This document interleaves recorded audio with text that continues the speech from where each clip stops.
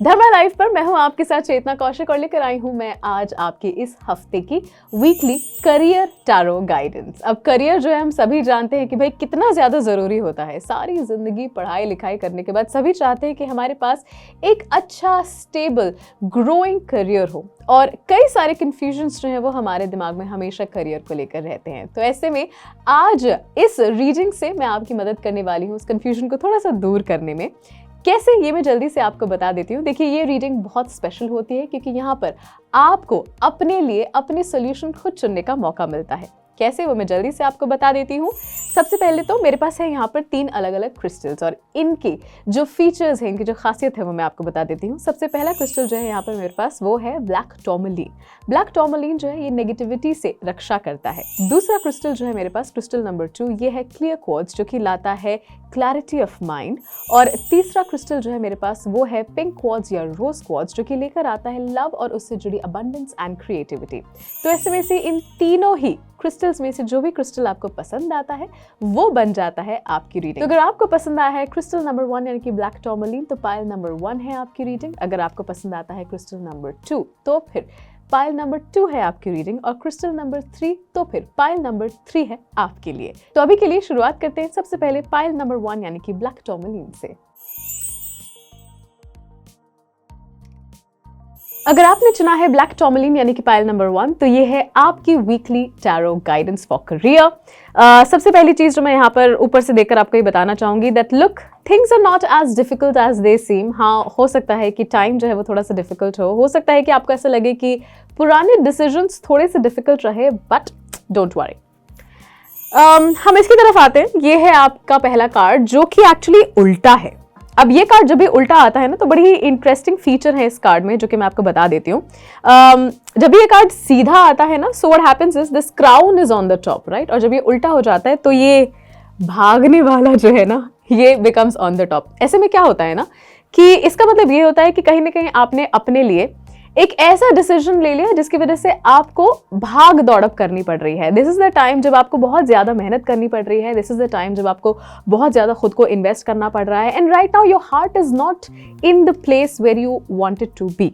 अब ये थैंकफुली एक पास्ट का कार्ड है, तो इस वजह से ना मुझे ये बहुत ही क्लियरली दिख रहा है कि आप अपने आप को मेंटेन करके, अपने आप को ऐसे शांति में रख के, थोड़ा सा काम डाउन होकर अपनी मेहनत को आंखें बंद करके करे जा रहे हैं। And you know what, this is a great thing to do, because right now you are at a place where even though you may feel कि आप अपने आसपास के कलीग से, अपने आसपास की चीज़ों से, अपने आसपास की जगहों से थोड़ा सा कट गए हैं, but at the same time what you are doing right now is focusing on the fact कि आप जो भी स्किल्स, जो भी टैलेंट्स, जो भी यू नो अपने आप के लिए कुछ चीज़ें जो हैं, कुछ प्रायोरिटीज़ जो हैं वो इकट्ठा कर सकें, वो बेस्ट है। आपने अपना काम जो है वो बहुत अच्छे से सटीक तरीके से आगे बढ़ाया है।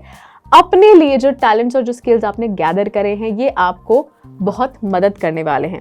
थोड़ा सा इंतजार आपको करना पड़ेगा, देखिए, because I always speak the truth whenever it comes to these cards, right. तो मुझे जो दिखता है मैं वही बिल्कुल क्लियरली आपको बता देती हूँ कि थोड़ा सा इंतजार आपको जरूर करना पड़ेगा, but if you continue your grit, if you continue your hard work at this point of time, तो फिर आने वाला जो समय है उसमें आपको मिलने वाला है एक बहुत अच्छा ऑफर। ये जो ऑफर है ना, ये खास कर उन लोगों के लिए है जो कि अपने आप को एक मैनेजरियल पोजीशन पर देखना चाहते हैं, specially if you are someone जो कि लॉ एंड एडमिनिस्ट्रेशन से जुड़े हुए हैं। नहीं भी जुड़े हो तो कोई बात नहीं, आपके लिए भी ये रीडिंग है, बट इन केस स्पेसिफिकली आप लॉ या एडमिनिस्ट्रेशन जैसे किसी फील्ड से जुड़े हुए हैं, then this is a specific confirmation for you कि जितना भी हार्डवर्क आप कर रहे हैं वो हार्डवर्क कहीं पर भी वेस्ट नहीं हो रहा है। वो हार्डवर्क आपके लिए आने वाले समय में it is going to bring you the kind of offer, the kind of life and the kind of luxuries that you require. In fact, अगर आप विदेश जाना चाहते हैं तो ये आपके लिए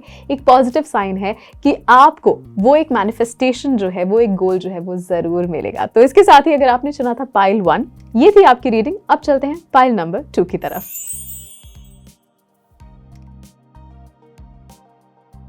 अगर आपने चुना है क्लियर क्वार्ट्ज यानी कि क्रिस्टल नंबर 2, तो फिर ये है आपकी रीडिंग। तो पाइल नंबर 2 जो है उनके लिए वीकली करियर रीडिंग क्या लाई है, ये मैं जल्दी से बता देती हूँ।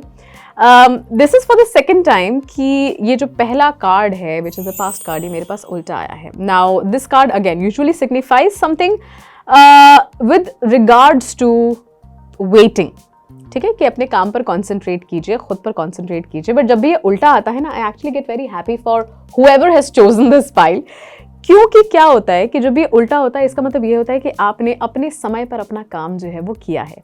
जी, आपने अपने टाइम पर, you've done some very good work, you've done some great hard work at your particular point of time, बड़े एक्शन ओरिएंटेड रहे आप, बहुत आपने ये सोचा कि यार ये मेरा गोल है तो मुझे इतनी मेहनत करनी पड़ेगी, सब कुछ कैलकुलेटिवली बढ़िया तरीके से आपने किया। So this is definitely a confirmation for that कि आपने पास्ट में जितने भी काम किए हैं, जितना भी आपने हार्ड वर्क किया है, that is definitely been noticed. और इसी वजह से इस वक्त जहाँ पर आप हैं ये जगह काफ़ी खूबसूरत है। यस, पिछली पाइल में ये उल्टा आया था, इस पाइल पे ये सीधा आया है, राइट। और अब मैं आपको बताती हूँ कि जब ये सीधा आता है तब क्या होता है। जब ये सीधा आता है ना, तो इसका मतलब ये है कि आपका जो हार्ड वर्क है इसको रिकॉग्नाइज भी किया गया और आपको उस हिसाब से आगे बढ़ने के लिए सारे के सारे जो मीन्स हैं वो भी दिए गए। You are in a very comfortable, very lovely position. It can so happen कि या तो आपको ऑलरेडी एक कोई मैनेजरियल पोजिशन, कोई बहुत ल्यूक्रेटिव पोजिशन जो है वो मिल गई है, नहीं मिली है तो वो जल्द ही मिलने वाली है, and you are in a very happy, very positive state. मगर आप ये सोच रहे हैं कि इसको करने के बाद आगे क्या?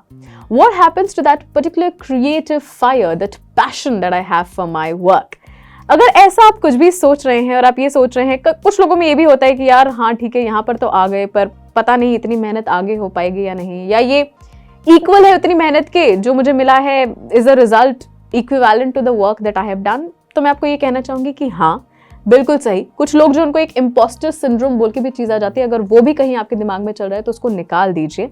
आप जहाँ पर हैं, जो हैं, जिधर भी हैं, whatever you are getting right now is worth all the hard work that you have done, और आपको और भी मिलेगा भी। मगर यहाँ पर why am I saying something like this is क्योंकि इसके आगे वाला आने वाला जो कार्ड है वो थोड़ा सा डिफिकल्ट टाइम को दिखा रहा है। क्या दिखा रहा है मैं वो भी आपको बता देती हूँ। वो ये दिखा रहा है कि अगर आप अभी जो आपको नेगोशिएशन मिल रही है ना, मे बी आपको आपके पोजीशन के लिए किसी तरीके का एक नेगोशिएशन मिल रहा है, इंक्रीमेंट के लिए कुछ मिल रहा है, अप्रेजल के लिए जो मिल रहा है वो बिल्कुल सही मिल रहा है। अगर आप इसके आगे बढ़ने की कोशिश करेंगे, अगर आप अपने आप को या फिर आपकी जो सेकंड पार्टी है उसको पुश करने की कोशिश करेंगे, तो चीज़ें थोड़ी सी डिफिकल्ट हो सकती हैं। See, you can always be vocal about the fact कि मुझे जो दिया गया है, maybe I'm getting a 10% increment, I'm not happy about it, और a 15% increment I had expected, पर तुमने मुझे 15% से कम increment दिया है। ऐसा अगर आप सोच रहे हैं तो सोचना सही है, सोच में कुछ गलत नहीं है, मगर ये भी समझिए कि सामने वाली जो पार्टी है वो आपको उतना से ज्यादा नहीं दे पाएगी। अगर आप कोशिश करते हैं पुश करने की, तो कहीं ना कहीं आपका जो अभी तक का हार्डवर्क है और वो जो इम्प्रेशन जो आपने बनाया है ना, वो थोड़ा सा पीछे हट जाए, वो शायद आपके लिए उतना अच्छा आगे फ्यूचर में ना रहे। So if you want to speak about renegotiating on any kind of a contract और पोजीशन, तो आपको ये सजेशन है कि इस समय ऐसा ना करें, थोड़ा इंतजार करें, may be for wait for about 6 to 7 weeks, 2-2.5 महीने का, या तो मैं तो कहूँगी इनफैक्ट कि आप इंतजार करें और उसके बाद आप जो है अपने लिए रीनेगोशिएट करने की कोशिश करें। तो अगर आपने चुना था पाइल 2, ये थी आपकी रीडिंग। Now let's move on to pile number 3।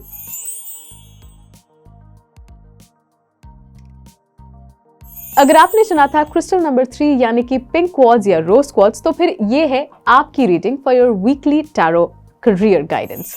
सबसे पहले शुरुआत में इस बात से करूंगी कि भाई काफ़ी लकी रहे हैं आप अभी तक, जितना भी कुछ हो रहा है उसको लेकर you been very lucky. And why do I say lucky? Because you are one of those people जिनको छोटी उम्र में बहुत अच्छा पैकेज मिला है, या फिर छोटी उम्र में आपने you run through into gold और आपने अपना जो करियर है, बिजनेस है, उसको बहुत अच्छे से बढ़ाया है। It is very easy to see कि you have had some very nice and very easy money flowing towards you. In fact you are one of those people जो कि जहाँ पर भी इन्वेस्ट करते हैं, जहाँ भी आप निवेश करते हैं, वहीं पर आपको बहुत अच्छी एक जिसे कहते हैं ना रिजल्ट जो है वो हमेशा मिलता है। In fact you are one of the smart people. हो सकता है कि आप मनी मैनेजमेंट, शेयर्स या फिर ऐसे किसी पर्टिकुलर एरिया में काम कर रहे हो। अगर नहीं भी कर रहे तो भी कोई बात नहीं। In fact this can be one of those ideas in where you can actually expand your career, क्योंकि आप में उसका भी नैक बहुत अच्छा है। You know the kind of people who can attract money through money. जहाँ ये आपका पास्ट रहा है, present has been also very very sweet. कहीं ना कहीं आपने इस सारी चीज़ों की बदौलत अपने आप को बहुत अच्छे दोस्त जो हैं वो दिया है, बहुत अच्छा लग्जरी, कंफर्ट, बहुत अच्छी इन्वायरमेंट, बहुत अच्छे कॉन्टैक्ट्स, ये सब कुछ आप अपने लिए बना पाए हैं और अभी उन्हीं कॉन्टैक्ट्स को लेकर आप काफ़ी खुश हैं। Like at present right now I can see that the sun is shining. In fact you are one of those people जो अभी और भी ज़्यादा इन्वेस्ट करने का सोच रहे हैं। मे बी आप जो है अपने लिए कोई घर लेने की सोच रहे हैं। मे बी ऐसा भी हो सकता है that you are one of those people who is thinking कि शायद मुझे अभी शादी कर लेनी चाहिए। Maybe family is at the forefront. In fact if you are one of those people जिनके घर में कोई प्रेग्नेंट है, एक बेबी जो है नया आने वाला है, then trust me that the baby is coming with a lot of good luck and fortune. साथ ही साथ अगर आप कोई नया कुछ करने की सोच रहे हैं, किसी नई जगह आप इन्वेस्ट करने की सोच रहे हैं, कोई नया बिजनेस शुरू करने की सोच रहे हैं या फिर कोई नया प्रोजेक्ट हैंडल करने की सोच रहे हैं, then it is a very very good sign. क्योंकि ये जो भी आप सोच रहे हैं नया शुरू करने का या कुछ नया जो भी होने वाला है, any kind of birth that is going to happen, that is going to be very very lucky और वो बहुत अच्छा होगा आपके लिए। In fact it is going to bring you a lot more wealth and fortune. लेकिन इसके बाद हम आते हैं आपके आने वाले समय के कार्ड पर। अब यहाँ पर मैं आपको एक चीज़ बता देती हूँ कि देखिए, जब भी कुछ भी अच्छा होता है ना, सो आपके आसपास के बड़े सारे लोग जो होते हैं वो सपोर्टिव तो ज़रूर होते हैं, बट कुछ ना कुछ तो ऐसे ज़रूर होंगे जो कि नज़र भी लगाते हैं आपके इस गुड लक पर। तो आने वाले समय में आपको ऐसे कई सारे लोग जो हैं वो दिखेंगे। In the upcoming time you will see the kind of contacts and the kind of people who are not exactly good for you and who are not exactly good for the kind of person that you are. ये आपकी positivity को कहीं ना कहीं ले लेते हैं और आपको जिम्मेदारी जो है कुछ दिनों में या कुछ हफ्तों में ये निभानी पड़ेगी कि किस तरीके से उन लोगों को आप हटा दें जो कि आपकी वेल्थ, आपकी पॉजिटिविटी को नीचे करते हैं, जो कि आपकी वेल्थ, आपकी पॉजिटिविटी को नज़र लगाते हैं। तो ऐसे में आपको एक छोटी सी रेमेडी जो है वो भी मैं यहाँ पर दे दूंगी। कोशिश कीजिए कि हमेशा अपने मन में ग्रैटिट्यूड जो है वो रखिए। If you know what a gratitude journal is, तो ज़रूर जाकर उसे कीजिए। रोज सुबह उठकर या तो भगवान जी को बस थैंक यू कीजिए बिस्तर से उतरने से पहले, for all the good things that you have received till now and all the good things that you will receive in the future. A second easy remedy that I will tell you to ensure कि ये जो नज़र आपको लग रही है ये ज़्यादा जल्दी ना लगे, वो भी मैं जल्दी से आपको बता देती हूँ।